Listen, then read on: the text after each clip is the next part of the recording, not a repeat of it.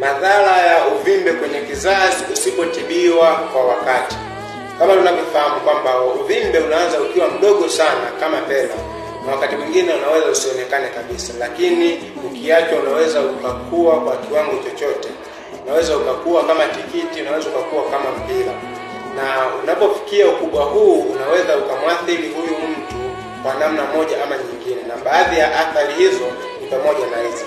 Moja, unaweza ukapelekea changamoto hasa za kuishiwa damu, aidha changamoto ya anemia, ambapo changamoto hii ya anemia inaweza kapelekea moyo ushindwe kufanya kazi vizuri, na mwisho wa siku inaweza kapelekea vile vile kifo.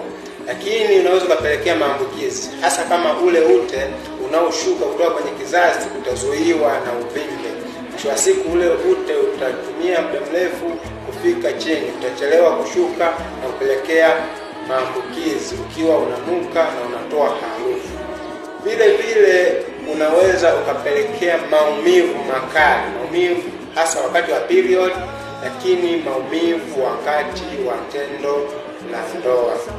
Na uvimbe ukiwa mkubwa mno unaweza ukasukuma baadhi ya viungo vya kizazi, aidha vikasukuma hasa na viungo ambavyo sio vya uzazi. Mfano, inaweza kusukuma utumbo na kupelekea mtu kuhisi kushiba kila wakati, ambayo hii hali inaweza kumfanya mtu akawa uncomfortable, akashindwa kula vizuri kwa sababu kila wakati anahisi kama ameshiba hata kama ana njaa.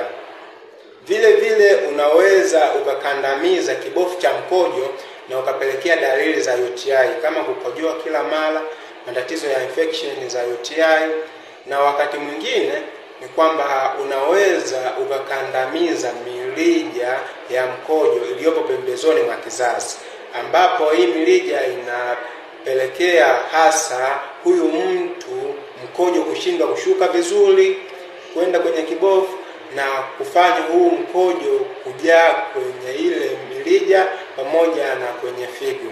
Na hii hali ikikaa kwa muda mrefu inaweza kupelekea changamoto za figo. Na kama uvimbe vile vile usipotibiwa kwa wakati, unaweza ukakandamiza mishipa ya fahamu ya mgongo na kupelekea maumivu ya mgongo, kiuno, na hata kupelekea kuvimba kwa miguu. Hivyo basi, kama una changamoto za uvimbe, ni vyema ukachukua hatua ukapata matibabu. Kuna njia nyingi za matibabu, lakini napendekeza kutumia tibalishe ili kumaliza uvimbe, ambayo inafahamika kama fibroid shrinking, na hii ndio tunayotumia. Karibu sana, tumewasaidia wengi kupitia njia hii. Nikutakie wakati mwema na majukumu mema pia.